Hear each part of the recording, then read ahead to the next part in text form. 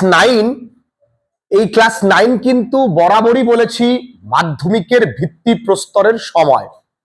Class 9 যদি তুমি ভালো করে প্রস্তুতি না নাও, তাহলে মাধ্যমিকে গিয়ে তোমায় বেশি এফর্ট দিতে হবে যদি তোমার স্বপ্ন থাকে মাধ্যমিকে ভালো রেজাল্ট করবার। একটু ভালো করে বুঝে নাও, তোমাদের হাতে সময় আছে কিন্তু মোটামুটি 2.5 মাস, আমি ধরলাম বাচ্চার দিয়ে। এই 2.5 মাসের মধ্যে তোমায় কিন্তু ফাইনাল পরীক্ষার জন্য, যেই ফাইনাল পরীক্ষা একেবারে মাধ্যমিকের ধাঁচেই হবে, সেই ফাইনাল পরীক্ষার কিন্তু প্রস্তুতি নিতে হবে। আমাদেরকে পাঠ্যটা খুব সুন্দর করে খুঁটিয়ে খুঁটিয়ে পড়তে হবে এবং পাঠ্যের প্রতিটা শব্দের, প্রতিটা লাইনের মানে শুধুমাত্র বাংলা মানে নয়, ইংরেজি টু ইংরেজি মানেও পড়তে হবে। প্রতিটা লাইনের গ্রামাটিক্যাল অ্যাসপেক্টস জানতে হবে।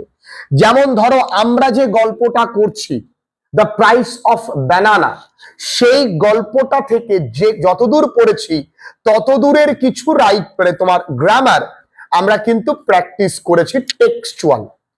কারণ তুমি যখন পাঠ্য বইটাকে একটু গুরুত্ব দিয়ে পড়বে, পাঠ্য বইটা কেবলমাত্র বাংলা মানে জানছো সেজন্য বাদ দিয়ে অন্যরকম ভাবে পড়বে, তখন দেখবে তোমার পাঠ্য বইটা পড়ার প্রতি ভালোবাসা তৈরি হবে।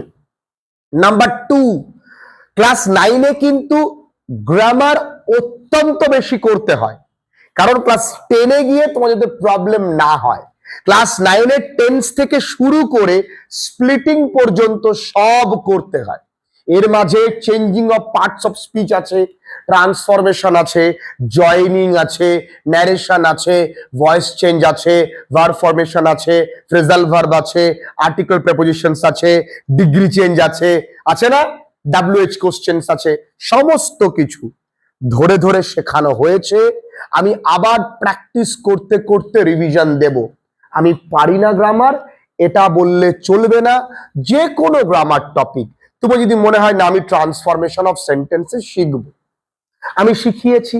ট্রান্সফরমেশন অফ সেন্টেন্সেস 2 ধরনের করিয়েছি। পায়েল কি কি করিয়েছি মা?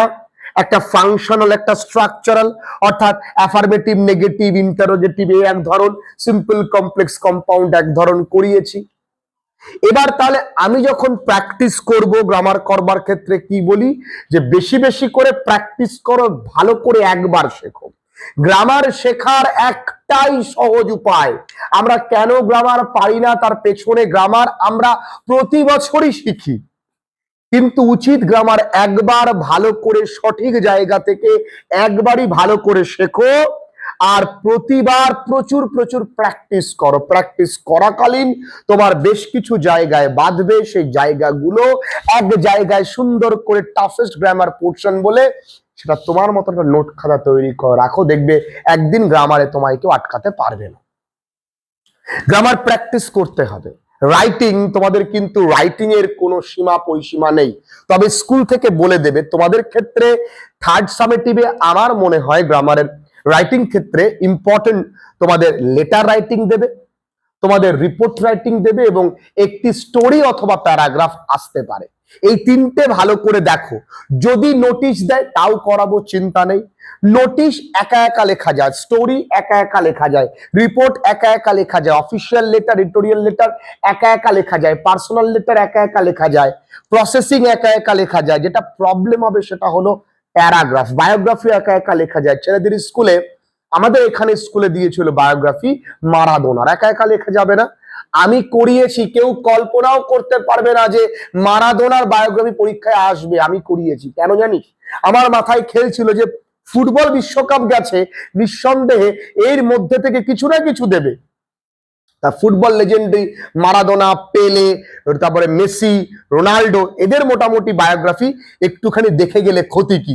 বায়োগ্রাফিতে একটা লেখা জানলে তুমি 10টা পারবে। করিয়েছি, কিন্তু ছেলেমেয়েরা কল্পনা করতে পারিনি যে আপনি কি করে ভাবলেন আসবে।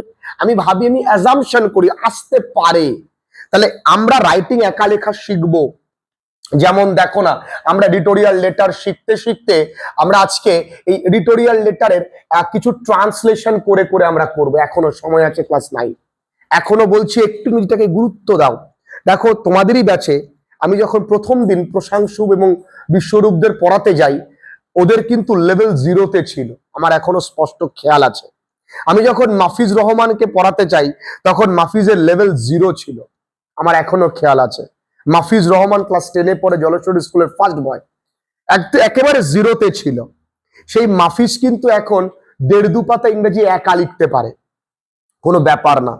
তাহলে দেখো, ভালো ছেলে মেয়েরা আমায় ঠিক আমার কোয়ালিটি বা আমার সঙ্গে ঠিক ধরে নেবে আমাকে, এবং তারা আমাকে ইউজ করে এত সুন্দর করে নিজের জায়গা তৈরি করে নেবে।